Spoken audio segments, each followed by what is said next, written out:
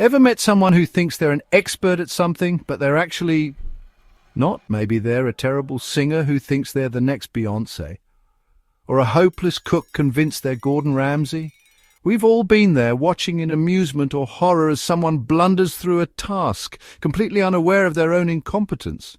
This, my friends, is a classic case of the Dunning-Kruger effect in action. This fascinating phenomenon reveals a quirk in our human psychology.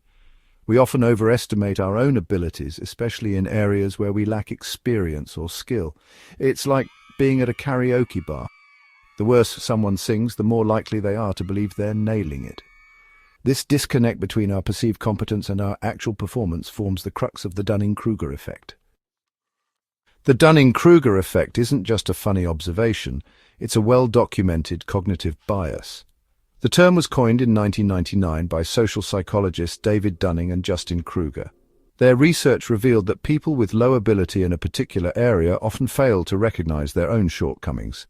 Ironically, their lack of competence prevents them from accurately assessing their true skill level.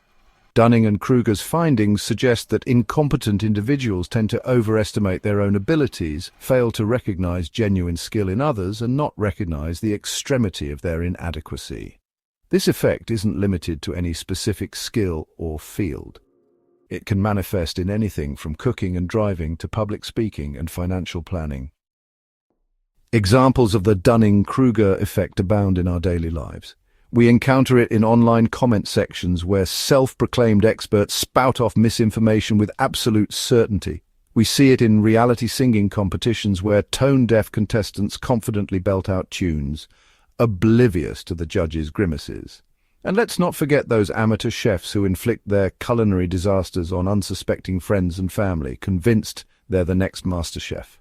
These examples, while often humorous, highlight a serious point. The Dunning-Kruger effect can have real-world consequences. It can lead to poor decision-making, strained relationships, and even dangerous situations when individuals overestimate their abilities in high-stakes scenarios. But why do we fall victim to this cognitive bias? The answer lies in the way our brains are wired. When we learn something new, we gain a superficial understanding that tricks us into thinking we've mastered the subject.